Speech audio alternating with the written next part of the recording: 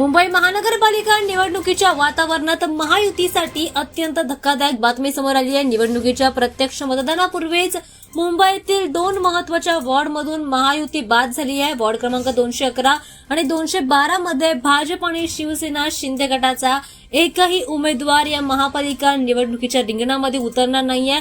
त्यामुळे राजकीय वर्तुळात मोठी खळबळ माजली आहे। तांत्रिक चुका आणि वेळेचं नियोजन न जमल्यामुळे महायुतीला त्यांच्या 2 जागांवर पाणी सोडावं लागलं आहे। त्यांच्या 2 जागा बाद झाल्या, त्यामुळे इतर पक्षांना याचा फायदा होणार असल्याचं देखील म्हटलं जात आहे। दरम्यान मुंबईतील वॉर्ड क्रमांक 211 मध्ये भाजपने शकील अन्सारी यांना उमेदवारी जाहीर केली होती। हा वॉर्ड खुल्या वर्गासाठी असल्यामुळे भाजपने तिथे विशेष रणनीती आखली होती। मात्र उमेदवारी अर्ज भरताना आवश्यक असलेल्या कागदपत्रांची पूर्तता शकील अन्सारी यांना करता आली नाही, त्यामुळे त्यांना बाद करण्यात आलाय। तर दुसरीकडे 212 मध्ये सुद्धा असाच एक प्रकार पाहायला मिळाला आहे। भाजपने मंदाकिनी खामकर यांना निवडणुकीच्या रिंगणामध्ये उतरवलं होतं। त्यांना पक्षाचा एबी फॉर्म सुद्धा मिळाला होता, मात्र अर्ज दाखल करण्यासाठी त्या निवडणूक कार्यालयामध्ये गेल्या, मात्र त्यांना उशीर झाला आणि निवडणूक आयोगाच्या कडक नियमांमुळे वेळ संपल्यामुळे आलेला अर्ज हा स्वीकारण्यास नकार देण्यात आला। परिणामी त्यांचा उमेदवारी अर्ज बाद ठरलाय।